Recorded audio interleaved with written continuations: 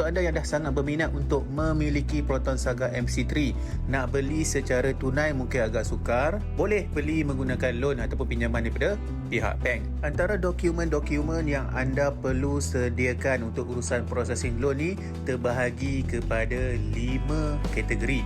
Okey, ini untuk kategori pertama, untuk rakyat Malaysia yang bekerja di sektor kerajaan. Dan ini pula untuk kategori kedua, rakyat Malaysia yang bekerja di sektor swasta.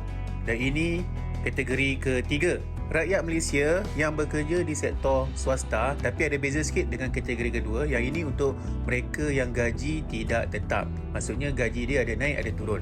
Mungkin ada OT, mungkin ada commission dan plus basic. So that's why bank akan minta 6 bulan dokumen. So ini untuk kategori ketiga. Sebab apa? Pihak bank nak tengok purata pendapatan selama setengah tahun untuk mereka gaji yang ada naik turun setiap bulan, gaji yang tidak tetap. Dan ini pula untuk kategori keempat dan kelima. Untuk kategori keempat dan kelima ni untuk rakyat Malaysia yang tidak bekerja tapi berniaga, dia ada bisnes sendiri. Okey, untuk perniagaan ni dia tengok pada level perniagaan lah.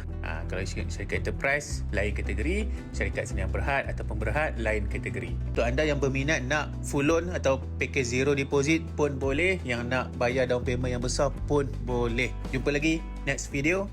Assalamualaikum. Dulu lahir dari tangan anak watan, kini meluncur macam kilat di awan. MC Tria, wajah baru menawan, kuasa satanua, hati pun bergetaran. Lampu LED menyala garang, body slick, aura makin terang.